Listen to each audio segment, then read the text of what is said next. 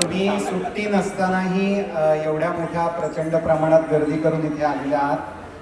आज खूप आनंदाचा दिवस आहे आणि त्यात एक डबल योगायोग आहे, तो म्हणजे या चित्रपटाचा चित्रपटगृहातला 50वा दिवस आणि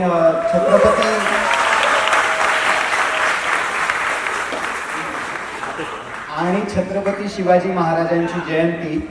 छत्रपती शिवाजी महाराजांचा प्लाझा सिनेमा इथे आपले अनेक शोज हाऊसफुल गर्दीत गेले. आज 50व्या दिवशीही इथे 6:30चा आपला खेळ आहे आणि उद्यापासनं म्हणजे 51वा दिवस. खरं तर असं होतं की शोज कमी होतात, पण उद्यापासनं पुन्हा डबल शोज आहेत आपल्या इकडे.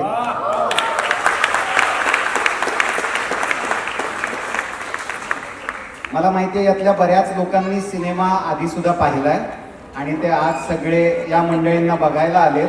सो कोणी कोणी पाहिलाय आधी सिनेमा? किती वेळा? 2दा, 3दा, 4दा?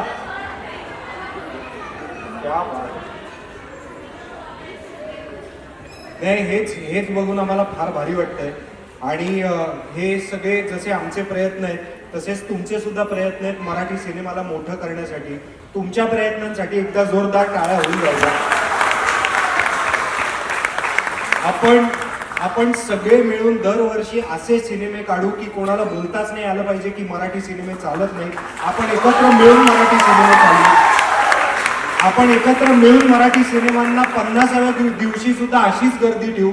हे सगळं आपल्या सगळ्यांचं एकत्र मिळून हे काम आहे आणि आपण हे करत राहणार आहोत.